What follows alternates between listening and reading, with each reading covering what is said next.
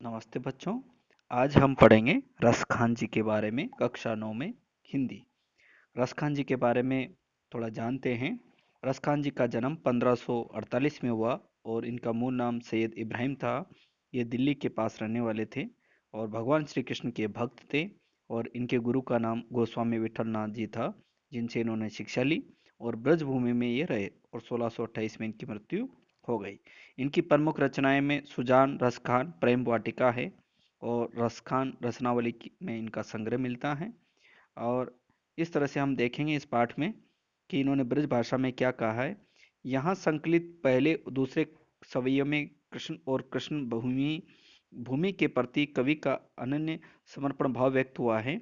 तीसरे छंद में कृष्ण के रूप सौंदर्य के प्रति गोपियों की उस मुग्धता का चित्रण है जिसमें वे स्वयं कृष्ण का रूप धारण कर लेना चाहती हैं। चौथे छंद में श्री कृष्ण की मुरली की धुन और उनकी मुस्कान के अचूक प्रभाव और गोपियों की व्यवस्था का वर्णन है। तो इन्होंने श्री कृष्ण के रूप, माधुरी, ब्रज की महिमा, राधा कृष्ण की प्रेम लीलाओं का मनोहर विवरण इनकी रचनाओं में मिलता है। अब हम देखते हैं कि इन्होंने जो पाठ है उसका आपको सार संग्रह बता दिया मैंने कि यहाँ संकलित जो है पहला दूसरा जो सवैया है उसमें श्री कृष्ण उनके बारे में, तीसरे में उनके रूप सौंदर्य, चौथे में उनकी मुरली की धुन और उनकी मुस्कान के बारे में कहा है। अब हम दूसरा उदाहरण देखेंगे इसका।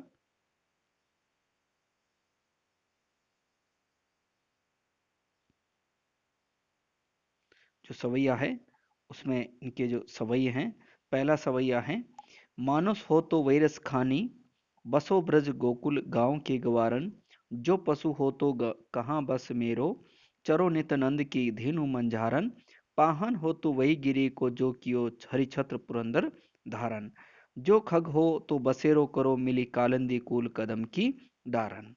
तो ये पहला है। और दूसरा है, या लकुटी अरुकामर यहाँ पर राज तिहु पुर को तजिटारो, आठों सिद्धि नौ निधि के सुख नंद की गाय चराई विसारो, रस कान कबो इन आखिन सो ब्रज के बन बाग तड़ाक निहारो, कोटिक है कल धोत के धाम करील के कुंजन ऊपर वारो, मोर पखा सिर ऊपर राखियो कुंज की माल गरे पहिरोंगी।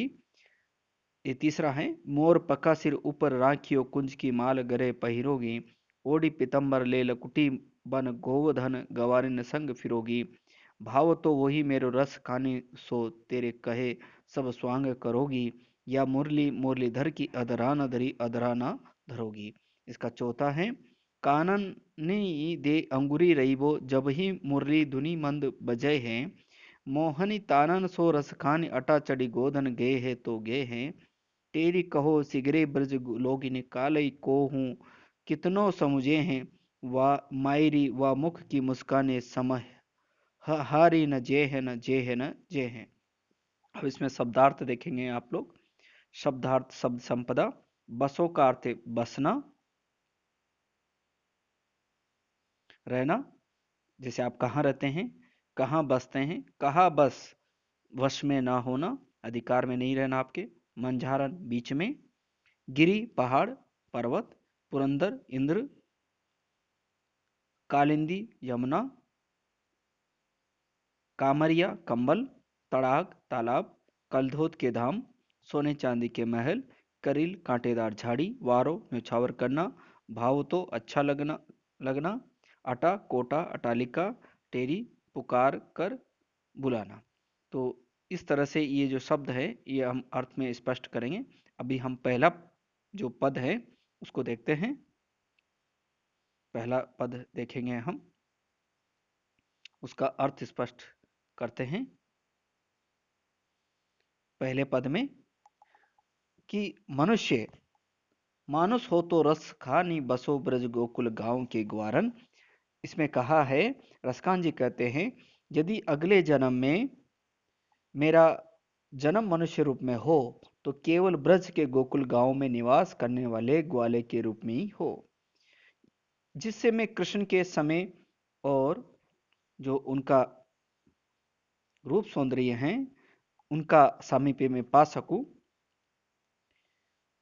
तो ये कह रहा है, यदि मैं पशु भी जन्म ले लूं, भगवान मुझे मनुष्य ना बनाए, तो मैं नंद बाबा की गायों के बीच जाकर चरूं, क्योंकि जिससे मुझे श्री कृष्ण की प्राप्ति हो सके।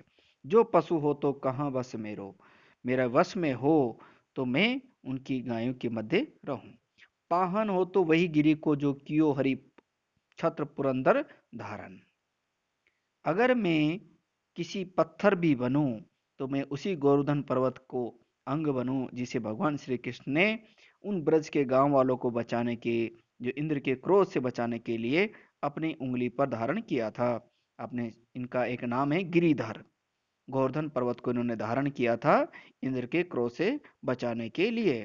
तो मेरा निवास वहां हो, जो खग हो तो बसेरो करो, मिली कालिंदी कूल कदम की डारन। अगर मेरा बसाव हो, मैं रहूं, तो मैं कहाँ रहूंगा? मेरा निवास यमुना नदी के किनारे कदम के पेड़ की डालियों पर, जहां श्री कृष्ण ने बांसुरी बजाई थी।